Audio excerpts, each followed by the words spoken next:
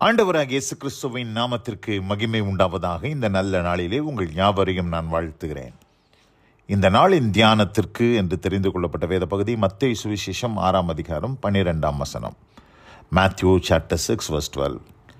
எங்கள் கடனாளிகளுக்கு நாங்கள் மன்னிக்கிறது போல எங்கள் கடன்களை எங்களுக்கு மன்னியும். ஆமென்.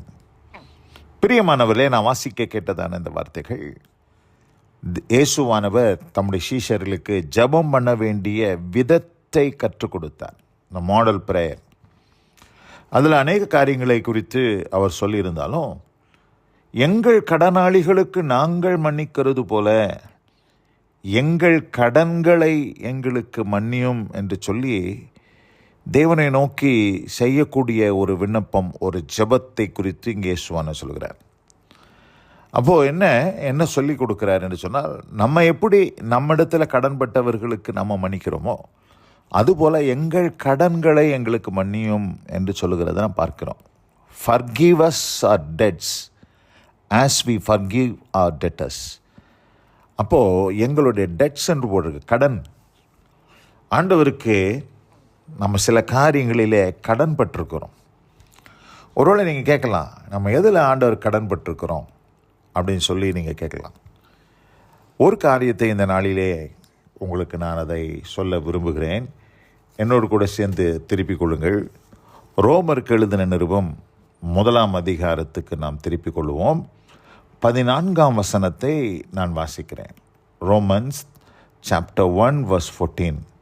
கிரேக்கருக்கும் மற்ற அந்நியர்களுக்கும் ஞானிகளுக்கும் மூடருக்கும் நான் கடனாளியாக இருக்கிறேன். இந்த இடத்துல பவுல் சொல்கிறாரு, ஐ ஆம் அ டெட்டர். நான் ஒரு கடனாளி, நான் ஒரு கடனாளியாக இருக்கிறேன். எப்படி நான் கடனாளியாக இருக்கிறேன் அப்படின்னு சொன்னால், அடுத்த வசனம் சொல்கிறது, இப்படி நான் கடனாளியாக இருப்பதினால் ஆகையால் ரோமாபுரியில் இருக்கிற உங்களுக்கும் என்னால் இயன்ற மட்டும் சுவிசேஷத்தை பிரசங்கிக்க விரும்புகிறேன்.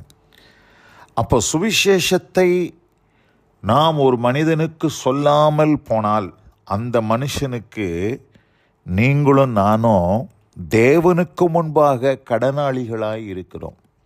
அதான் இங்கே சொல்கிறார், கிரேக்கருக்கும் மற்ற அந்நியர்களுக்கும் ஞானிகளுக்கும் மூடருக்கும் நான் கடனாளி.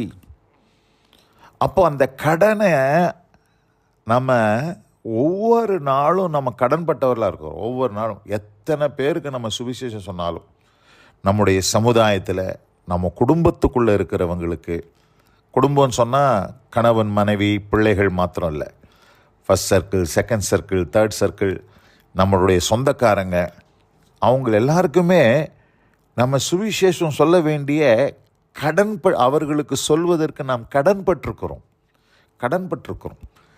அந்த கடன் பாருங்கள், நம்ம தலைமையில் பாரமாக சுமந்துக்கிட்டே இருக்குது.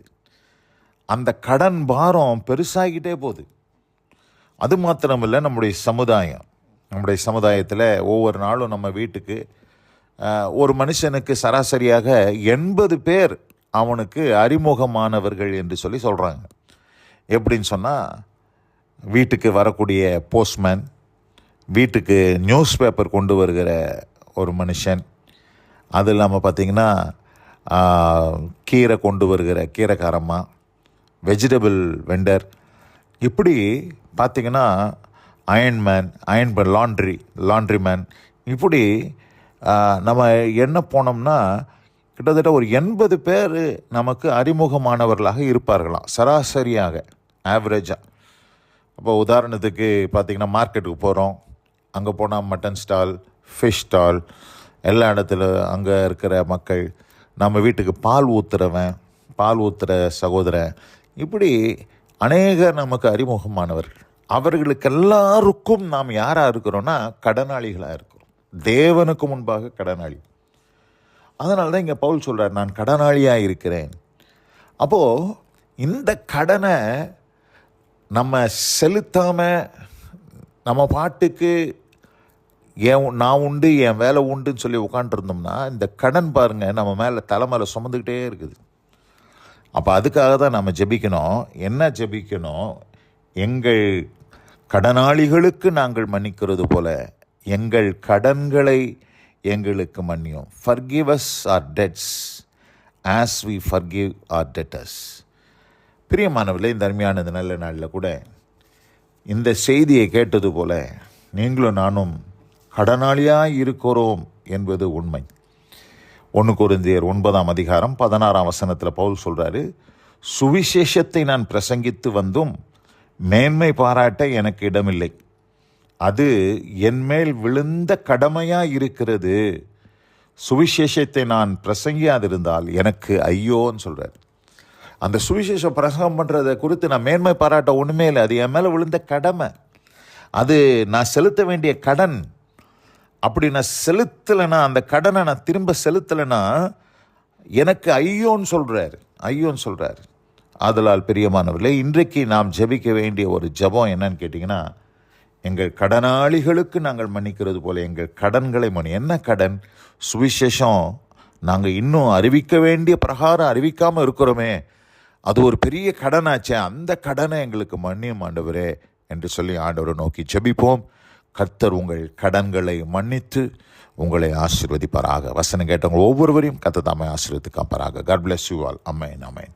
நாம் ஜெபிப்போம். எங்களை அதிகமாய் நேசிக்கிற எங்கள் அன்பின் பரலோக பிதாவே, எங்கள் கடனாளிகளுக்கு நாங்கள் மன்னிக்கிறது போல எங்கள் கடன்களை எங்களுக்கு மன்னியும். ஆண்டவரே, இந்த நாளில் கூட வசனம் கேட்ட உங்களுடைய பிள்ளைகள் ஒவ்வொருவரையும் நீர் ஆசீர்வதித்து ஆண்டவர் அப்படிப்பட்ட அனுபவத்துக்கு உள்ளாக வழிநடத்தி சுவிசேஷத்தை எல்லா மனுஷருக்கும் பிரசங்கிக்கிற ஒரு உந்துதலை நீ தந்தருளி நீர் ஆசீர்வதிக்கும்படியாக ஜெபிக்கிறேன். கிருபைக்கு தாழ்த்துகிறேன். இயேசு கிறிஸ்துவின் வல்ல நாமத்தில் பிதாவே, ஆமென், ஆமென்.